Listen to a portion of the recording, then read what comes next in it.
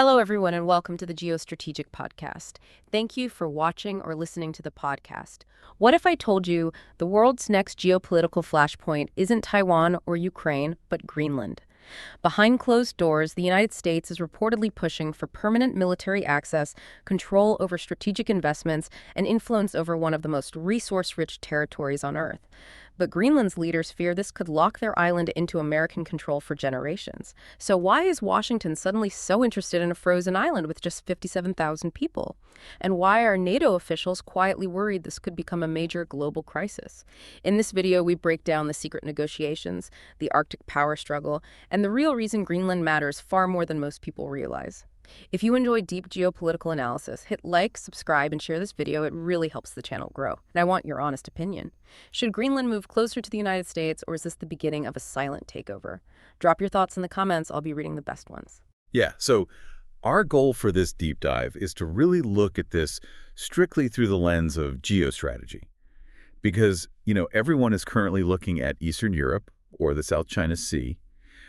But what Washington is quietly trying to pull off in the Arctic right now is basically a geopolitical masterclass in securing a permanent monopoly. Right. We are going to unpack the actual mechanics of these closed-door negotiations and what they mean for the global balance of power without taking any political sides.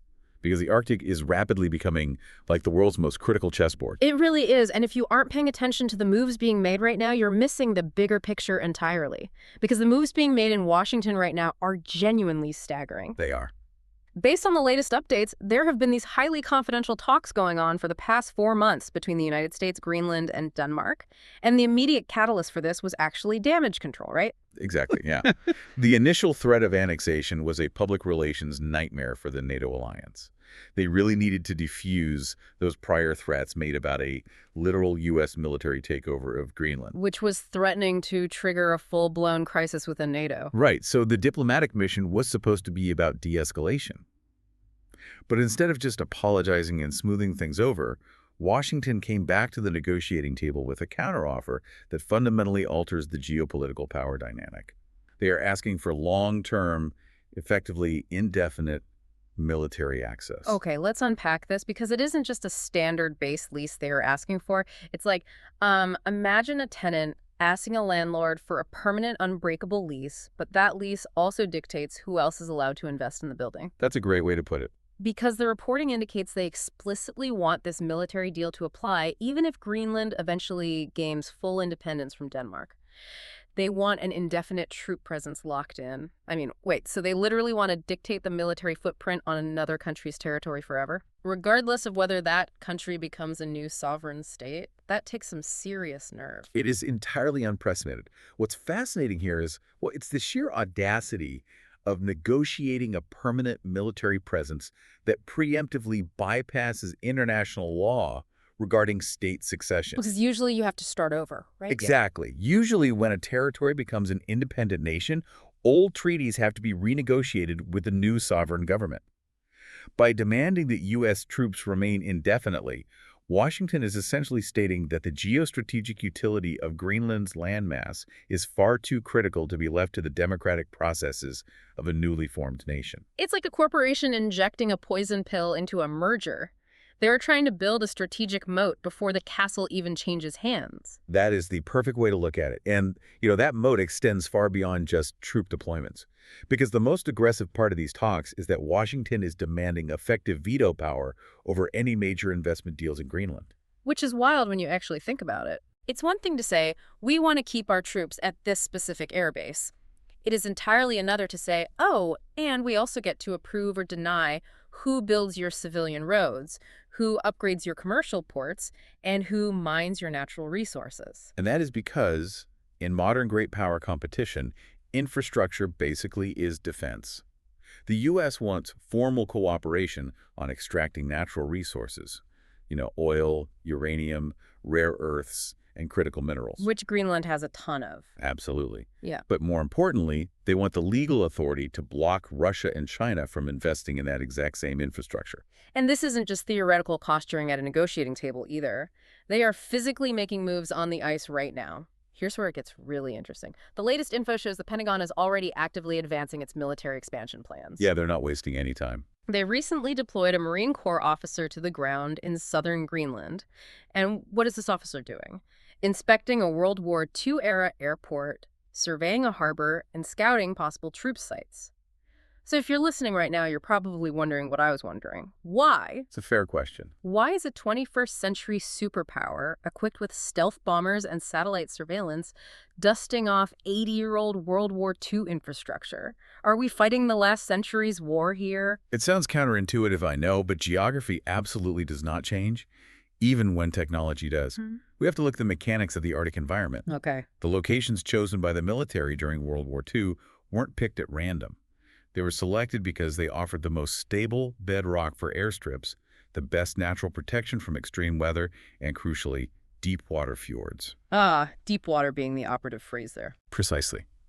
If you want to extract and export rare earth elements, or uranium, which, again, Greenland has in massive untapped quantities, you can't just fly them out on helicopters. You have to move millions of tons of processed earth.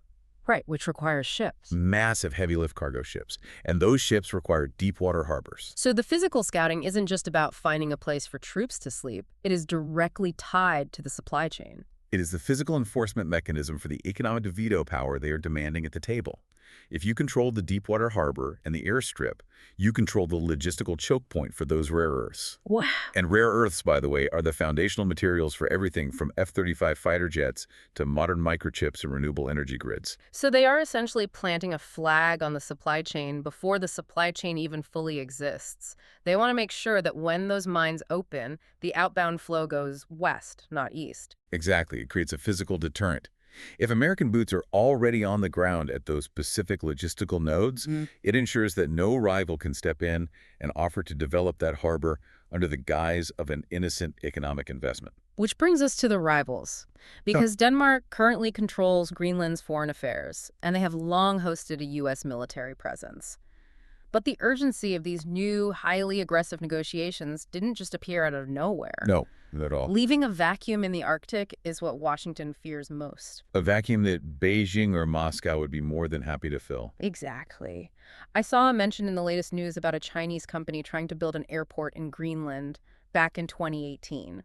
What exactly happened there? If we connect this to the bigger picture, this is the historical precedent that is driving all of Washington's current paranoia. Back in 2018, a Chinese state-backed company was right at the finish line to secure a massive contract to build an airport in Inuit, Greenland. Oh, wow, really? Yes. Yeah. They were poised to win the bid. It was only stopped because the United States applied intense, direct diplomatic pressure on Denmark, which ultimately resulted in a Danish firm getting the contract instead of the Chinese state company. But, why panic over a civilian airport? I mean, if a Chinese company wants to pour money into building a runway for commercial flights, why does the Pentagon treat it like a military threat? Because of the mechanics of dual-use infrastructure. A commercial runway long enough and reinforced enough to handle heavy commercial cargo planes is, by definition, long enough to handle a heavy military transport aircraft. Or an intelligence-gathering plane. Right, asphalt doesn't care if a plane is carrying tourists or military radar equipment. Exactly. It's a classic strategy, utilizing state-subsidized economic investments to secure highly strategic real estate.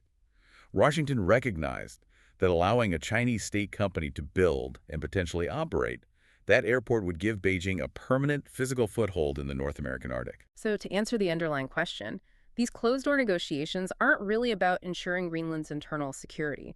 Are they just using Greenland as a pawn to box out Beijing and Moscow? From a structural standpoint, yes. From Washington's perspective, securing Greenland and boxing out Russia and China are the exact same thing. They are synonymous. And the timing of all this is incredibly calculated.